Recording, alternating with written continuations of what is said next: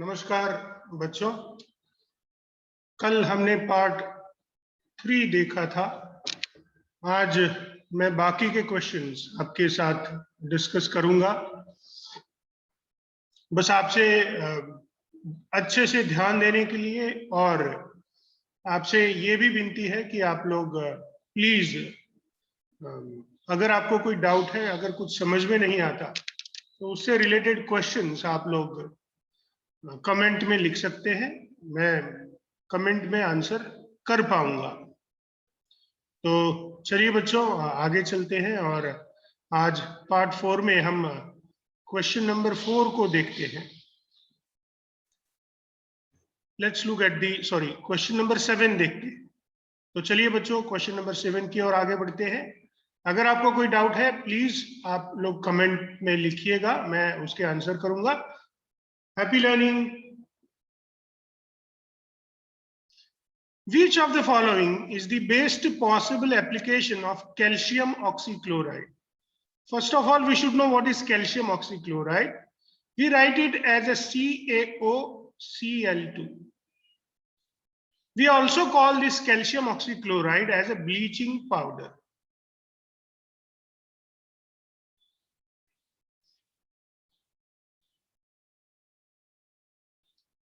This calcium oxychloride, my dear students, CaOCl2, has got oxygen with it.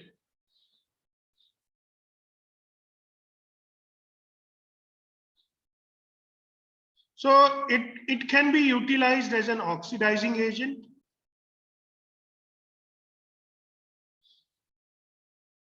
When this CaOCl2 is added to water, it gives us CaOH twice and Cl2 gas. This Cl2 gas, my dear student, is responsible for its disinfecting character. Now, what is disinfecting character, or what is disinfection? This chlorine gas, my dear students, it can easily kill the germs. Chlorine gas that kill the germs. Or, my dear students, we can say that kill the microorganisms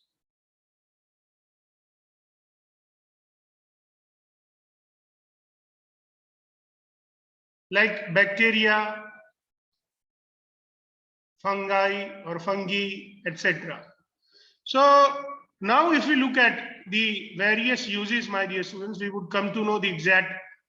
Let us look at the various options. First is to disinfect the water, to make the water soft, to reduce the pH of water, and to change the state of water.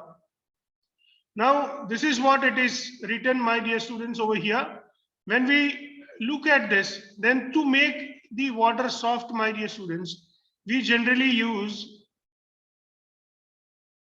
baking soda. Now, to reduce the pH of water, we need something acidic. And to change the state of water, we can cool it down. So the correct answer should be A, that is to disinfect the water. And that is how, my dear students, we'll choose the option A, and the correct option, we shall write it as an option A. So please remember, we have option A as the correct option. Please remember, my dear students, we have the correct option. That is our option A. Please remember, option A is the correct option, option A. Or we can write it in this way, A. Option A is the correct option. That is, calcium oxychloride is used to disinfect the water. Next, the chemical reaction shows the reactants for the formation of baking soda. Now, let us look at first baking soda. What is baking soda? Baking soda is NaHCO3. My dear students, this NaHCO3 or the preparation of baking soda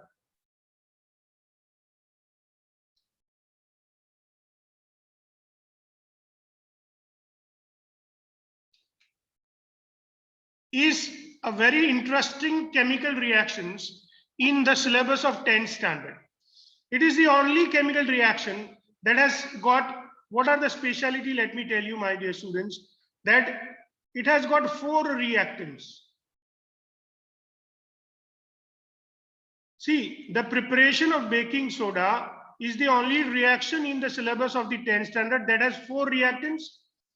Second, none of the reactant or product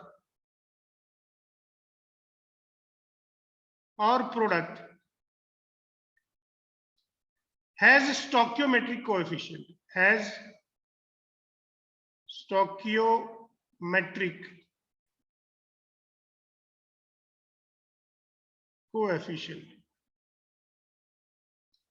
मतलब हर जो reactant या product है उसके आगे सिर्फ लिखा हुआ है एक, जो कि लिखने की जरूरत नहीं होती.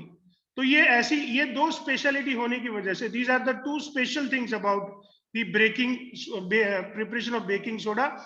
It can be prepared from first ammonia, NH3, then my dear students we need water, then we need NaCl, sodium chloride, and then we need CO2, carbon dioxide, and then the products that we get is ammonium chloride, NH4Cl, and sodium hydrogen carbonate, NaHCO3. So the products that we get is NH4Cl and NaHCO3. There is no HCl possible. So in this reaction, HCl has not been prepared. Yes, these two are there, NH4Cl and NH3Cl is nothing like NH3Cl had been produced. Now we'll have to look at NH4Cl, NaHCO3, NaHCO2. Here they have written 2. So the option B should be the correct option, and we shall write that option B is the correct option.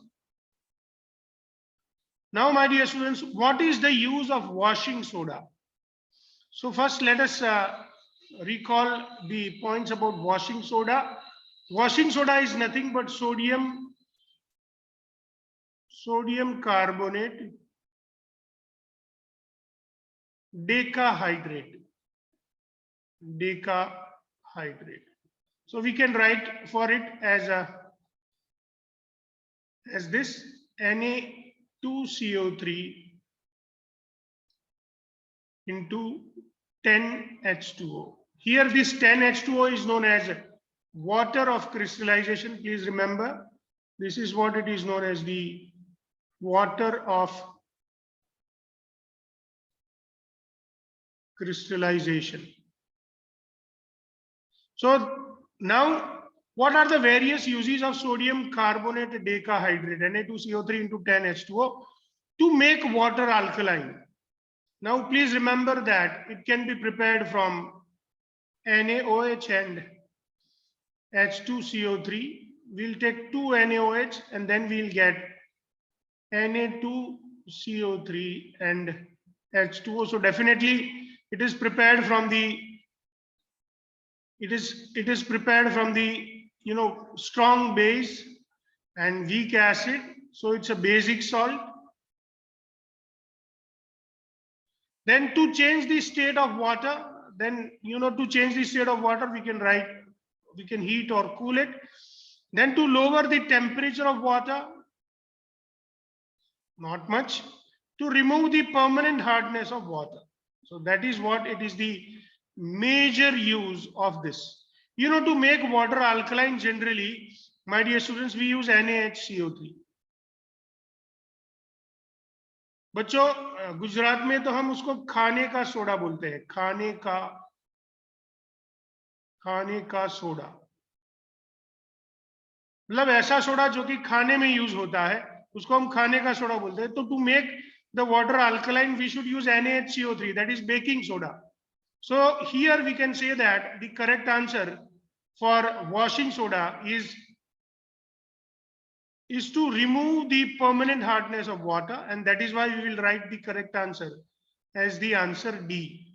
So please remember, my dear students, we will have the answer D for the use of washing soda is to remove the permanent hardness of water. Next, washing soda is obtained from the recrystallization of sodium carbonate. चलिए बच्चों, इसके बारे में थोड़ा और बताता हूं मैं आपको. I would be happy sharing this with you, that the method of preparation of washing soda. Preparation of washing soda. Let's have a look at the preparation of washing soda. You know, washing soda can be prepared in 2 steps. So what are those 2 steps? First, we look at the step 1. We have the step 1. What is the step 1? Heating NaHCO3. So my dear students, if we take NaHCO3 and if we heat it, we'll get Na2CO3 and then H2O and then CO2. And then my dear students, we go for the second step. In the second step, this Na2CO3 sodium carbonate, it is the process of recrystallization. It is written over here, recrystallization of sodium carbonate. So here we have got the sodium carbonate. This is sodium carbonate.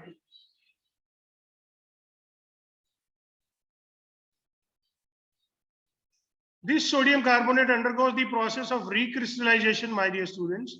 So it goes in this way: Na2CO3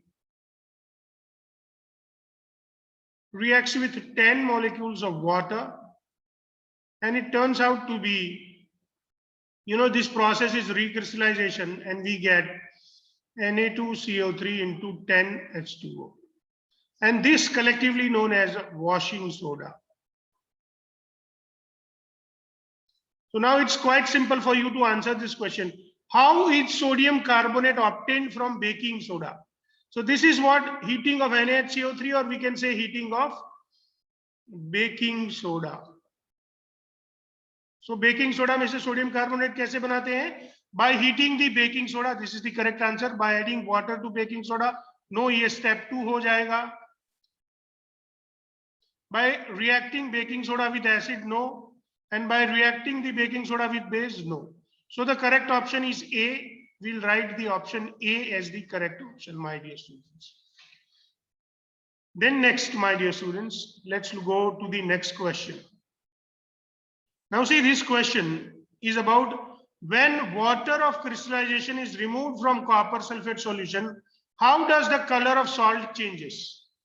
So here, my dear students, we want to study this water of crystallization and heating of copper sulfate solution. So let's watch an activity. Let's watch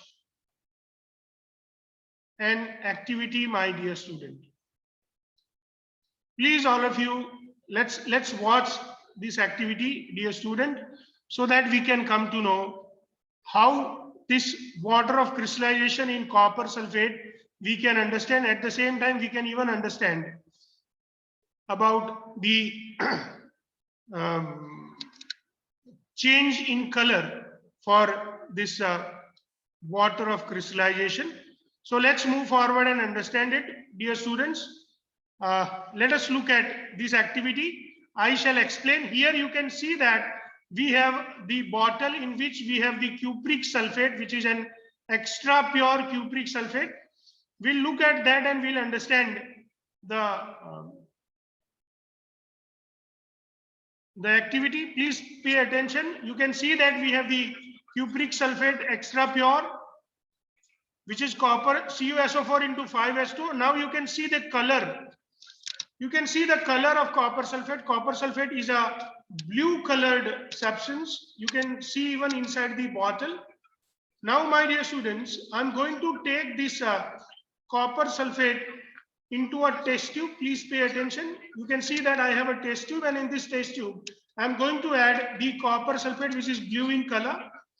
You can see that I have taken this into the spatula, and then, my dear students, I'm going to use this test tube holder, and then I'm going to heat it, my dear students. So you can see that I'm going to heat this on the flame. You can see that the copper sulfate is blue in color.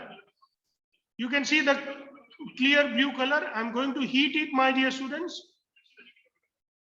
Now see, when we heat it, let us see what are the changes that take place. Now you can see that the color of copper sulfate has been changed to white. The blue color of copper sulfate has turned to white color. See, the test tube, inside it is blue, but at the bottom of this test tube turn out to be white. So when we heat this copper sulfate, my dear students, the color of copper sulfate change and it turns out to be white. See, I'm heating it. You can see that the color of copper sulfate, which was blue initially, that has changed to white in color. So see, we have a white color, my dear student. So now you can see that the copper sulfate, when heated, it turns out to be white in color. Now here you can see that, my dear students, that if you look at the mouth of the test tube, you can see that there are water droplets available on the surface or on the mouth of the test tube. From where this water droplet comes, that is the question arises. Actually, what happens from copper sulfate into that was blue in color. The formula of copper sulfate is CuSO4 into 5H2O, that is copper sulfate pentahydrate. When we heated the water of crystallization, which was present into copper, that 5 water molecules which were present into the copper, they have been removed. So the color of this copper sulfate turned out to be white. From blue, it turns to be white in color. And this water of crystallization, you can see on the mouth of the test tube. You can see that the good amount of water has been found on the mouth of the test tube. And you can see that the color of the copper sulfate is white. You can see the white color copper sulfate. Now, my dear students, I'm going to add water again to this particular white colored copper sulfate substance. So see, I'm going to add water now into this. See, I have water in this beaker, and then I'm going to add a drop-wise water into. See, I'm going to add drop-wise water into the white color CuSO4, and you will see that the color change, what happens. You can see as the water mixes with the copper sulfate, the color of copper sulfate again turns out to be blue. So you can easily see that by addition of water, the white color copper sulfate turns out to be blue in color. Isn't it interesting, my dear students? So you can see that the white color of this copper sulfate has changed now, and it has turns to be blue in color, my dear students. And thus we can understand it very easily that this color change of this the color change is due to the water of crystallization. Whenever we have this water of crystal, or whenever we heat this copper sulfate, my dear students, whenever we heat this copper sulfate, which was blue in color, loses its water molecules. The copper sulfate loses its color and it turns out to be white. But again, my dear students, when we add this, water to it, it turns out to be blue in color. So now if you look at the question number 11, my dear students, you can answer it easily. When water of crystallization, see, when we have copper sulfate blue, when we have blue copper sulfate, CuSO4 into 5H2O, which is blue in color, and that is what it is written as a copper sulfate pentahydrate. Copper sulfate pentahydrate. This copper sulfate pentahydrate, my dear students, when it is heated, it turns out to be CuSO4 plus 5H2O. This CuSO4 is white in color. And again, my dear students, when this white CuSO4, in this white CuSO4, if you add water, it turns out to be blue in color. That is your CuSO4 into 5H2O. So please understand. Now let's look at the question once again. When water of crystallization is removed from copper sulfate, how does the color of salt changes? So we can easily say that from blue to red, no. From white to red, no. From white to blue, no. From blue to white, yes. This is the correct answer. And that is how we can write the answer for this question, my dear students. And the correct answer for this question is option D. So the correct answer for this question is option D, my dear students. We choose the option D as the correct answer. And the color changes from blue to white when we heat the copper sulfate, which was blue in color. Now we have the next question.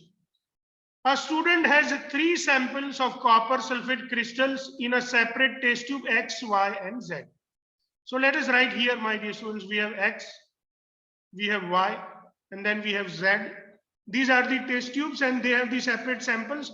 The color of copper sulfate in X is blue. Here it is blue in color. In Y it is white. This is white in color. And then in Z it is again blue. Which test tube require heating to remove the water of crystallization? See here, this is the color of copper sulfate. Color of copper sulfate sample. Now see, when it is blue, it is CuSO4 into 5H2O. When it is white, it is only CuSO4.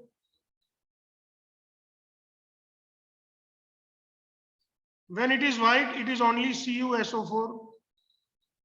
But when it is blue, again it is CuSO4 into 5H2O, my dear students. So the question, which test tube requires heating to remove the water of crystallization? So water of crystallization, my dear students, you can see that it is present in test tube Z. Water of crystallization is also present in test tube X. So both X and Z has to be heated so that they can turn into white. Only Y, no white. Y has already white and only Z. Z is blue, but again X has also blue or water of crystallization. And thus both X and Z has to be heated so that we can remove the water of crystallization. And thus we can say that the correct answer is option C. So let's go to the next question, my dear students. Now you can see here we have a question in the form of the activity. So let's look at the activity, my dear students. This is your question number 13. Let's look at the activity, dear students. Activity. Then we have 2 substances, substance M and substance N. When we cut the substance M with knife, it forms these small pieces. But when we cut the substance N with knife, forms small pieces. Okay, both can be cut with the knife. Both can be cut with the knife. Both can be cut with knife. Chaliye next. Beaten with the hammer, shape changes. That means it is metal. And this metal is malleable. And change into the powder, that means it's a non-metal. And it is brittle. Please remember that when it changes into the powder, it is brittle and it is a non-metal. Then next, strike with a metal rod, it makes sound. That means it is metal. And changes into powder again, so it is brittle and it is non-metal. So what we realize is substance M is metal and substance N is non-metal. That is what we can understand from this activity. So which option classifies the substances into metals and non-metals? Both the substances are metals? No. What is we have M, which is metal. And then we have N, which is non-metal.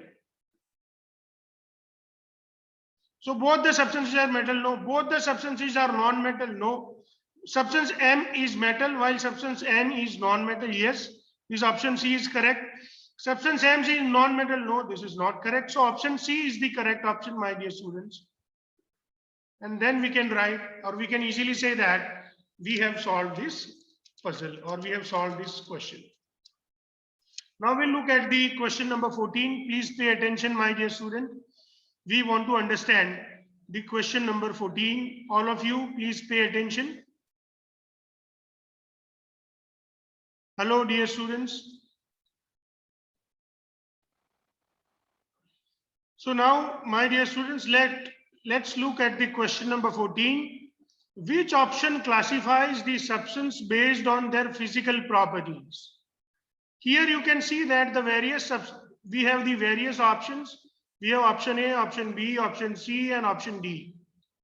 So we need to find out which option is the correct option, and or which one has the correct classification. Now let's pay attention. You know, we have graphite and we have silver.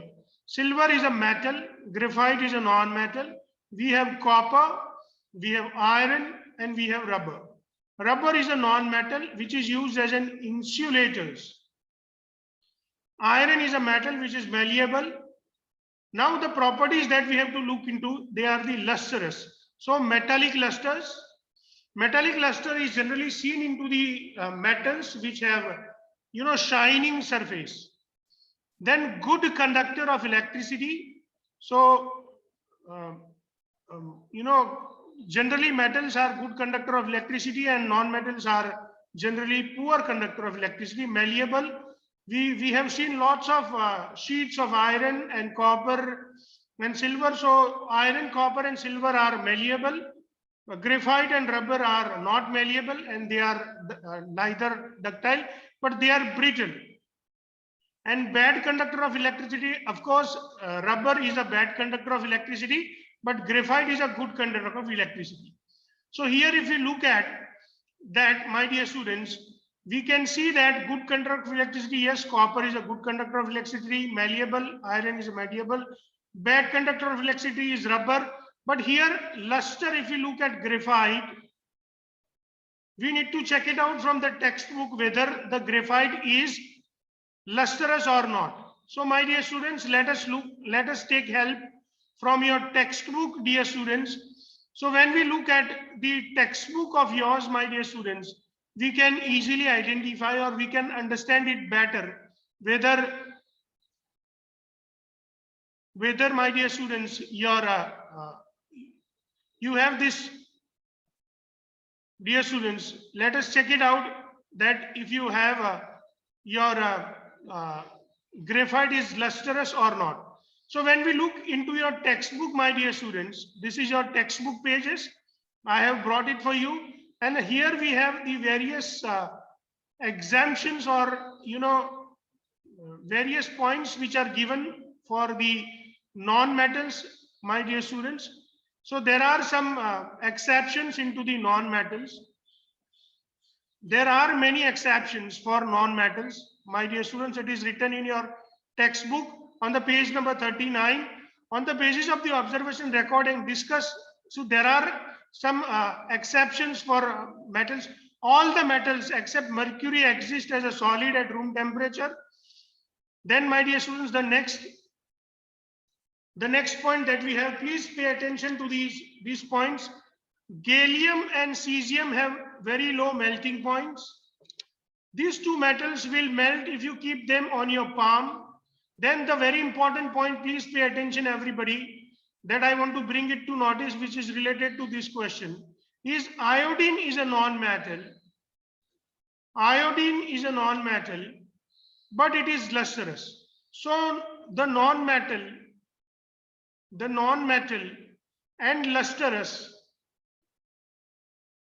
is your iodine, my dear students. Graphite may also be the exception, but it is exception for the conduction of electricity, my dear students. So graphite is not lustrous. You can see here graphite, another allotrope of carbon, is a good conductor of electricity. Please remember, my dear students, that graphite is an exception, but it is an exception for the conduction of electricity. So when we look at the question, my dear students, again, when we look at the exception, you will come to know that we have the exception where our exception is different in the question. So I would like you to pay attention, dear student, that here when we look at the question once again, you can see that in the question where we have A, in the lustrous they have written graphite, and this is wrong. Graphite is not lustrous. So option A is correct, is incorrect. Now let's look at the option B. Lustrous copper, yes, copper has got luster.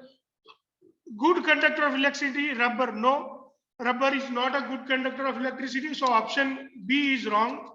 Then let's look at the lustrous copper, yes. Good conductor of electricity, yes, we have seen that graphite is a good conductor of electricity, and silver is also a good conductor of electricity. Malleable, iron is malleable. We have seen lots of sheets of iron, and bad conductor of electricity, rubber. So we can say that option C is the correct option. Now let's look at the option D. Lustrous copper, yes. Good conductor of electricity, graphite and silver, correct. Malleable, rubber, no. Rubber is not malleable. And thus, my dear students, if we look at all these four options that we have out of the options A, B, C and D, for question 14, if we look at the various options, then we can realize that option C is the correct option. And thus we can say that for question 14, the correct option is option number C, and the correct answer is answer C. So question number 14, my dear student, we can write that correct option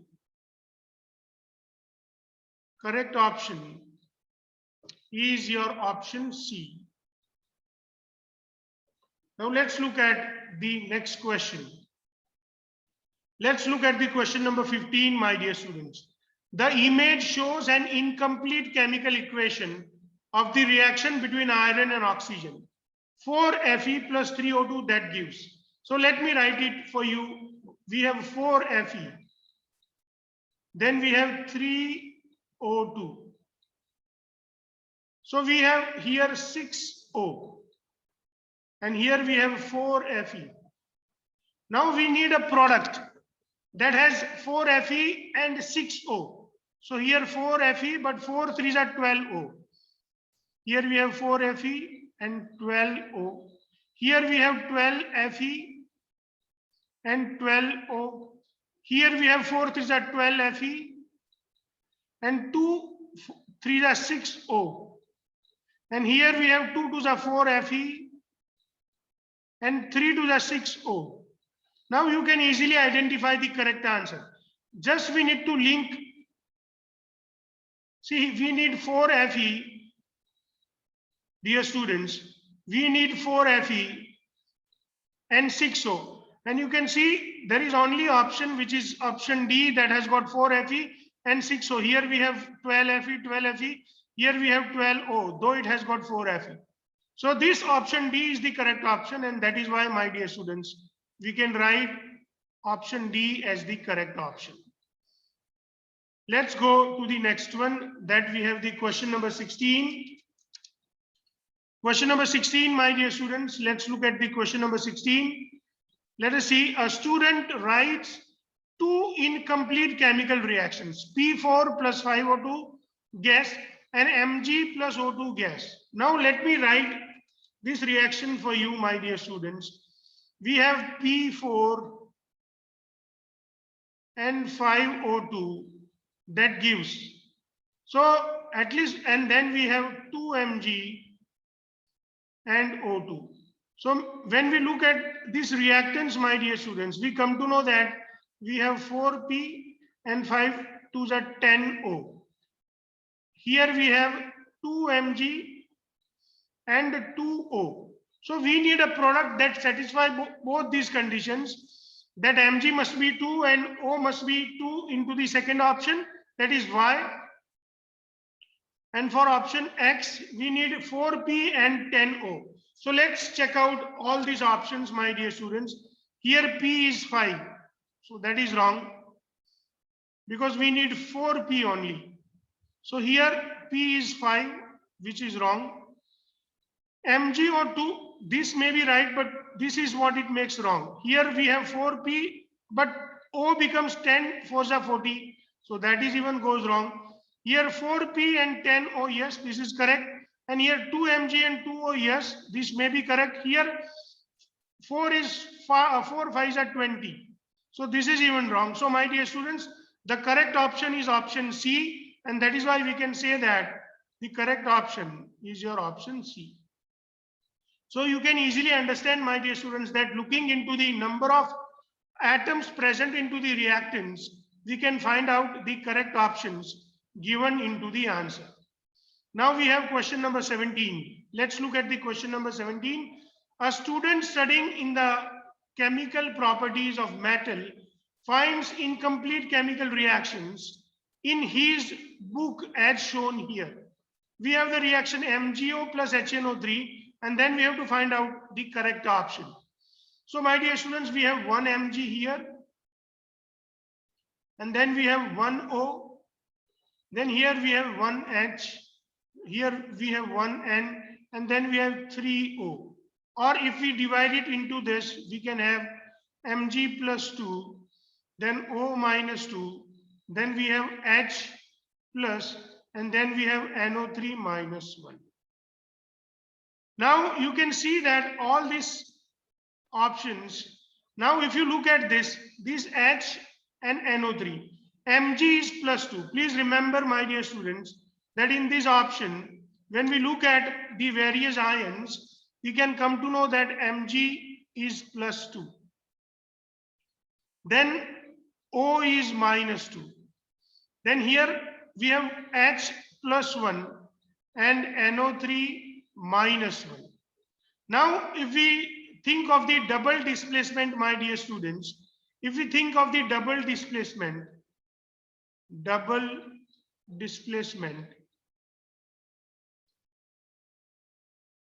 what happens? O is going to combine with H to form H2O. NO3 is going to combine with Mg plus 2 to give us Mg NO3 twice, because Mg is plus 2. So as you can see that this H plus and NO3, we need 2 in numbers. H plus and NO3 we need in a various numbers. So we need 2 H plus, we need 2 NO3 minus, and thus we need to write here 2 HNO3. So how do we write the final equation? Let me write it for you, my dear students. We should write it as MgO plus 2HNO3. That gives us, you can even understand that this is MgO is metal oxide, and metal oxides are basic in nature. So here we can say that this is base, this is acid, it is a neutralization reaction. And as, my dear students, the neutralization takes place, there will be double displacement, and we will get MgNO3 twice, and we'll get H2O. So let us find out the reaction in which we have MgNO3 twice and H2O. So here we have MgNO3 twice and H2O. Here there is no H2O. Here even there is no H2O, but here there are 4 H2O. So that is what we can say that. Now see, a student studying in the chemical properties of the metals find the incomplete chemical reaction in his book. So the reaction is incomplete. It is shown here. Write the which option complete the reaction. So we just need to write the products correctly. So when we want to write the products correctly, my dear students, the correct product is found into this option, which is known as the option D. So we can say that option D is the correct option. So here, my dear students, the option D is the correct option. Here we can neglect the 2HNO3, which is not written, but it is not written in any other option. And that is why the D is the most nearest correct option. Most nearest correct option. And that is why we choose D as the correct option. Let's look at the question number 18, my dear students. When hydrochloric acid, that is your HCl, is added to barium hydroxide, that is your BaOH twice, a white colored compound is formed. Which option gives the complete chemical reaction? So let's look at this. This is HCl. This is BaOH twice. Now when we look at this, my dear students, you can see that HCl is an acid. This is metal hydroxide. Metal hydroxide. Now you are well aware, my dear students, that metal hydroxides are basic in nature.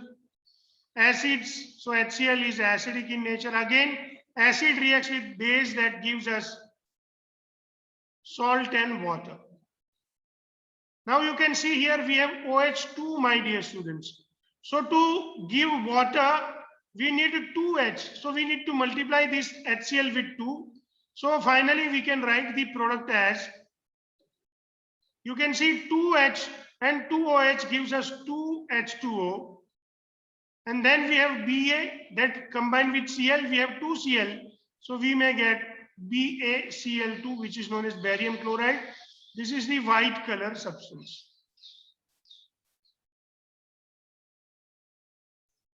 So this is the double displacement reactions. It is the neutralization reactions. It is the precipitation reactions, because white color compound is formed.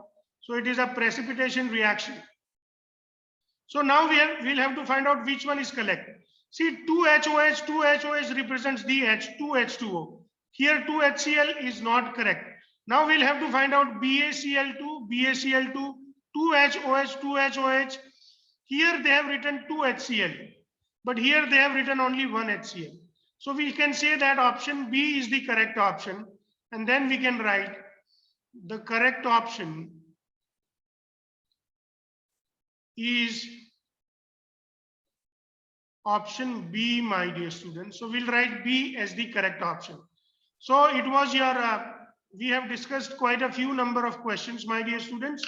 I need to stop here, and then we can have the next part tomorrow or day after tomorrow for you, my dear students. So I hope you have enjoyed this class. If you have any doubts, you can write into the comments so that I can answer your doubts, or you can contact me. My contact number is already given on my YouTube. So when you look into the about information about me, there you will get the contact number. So I hope you have enjoyed the class, my dear students, and I wish you happy learning. Thank you, dear students.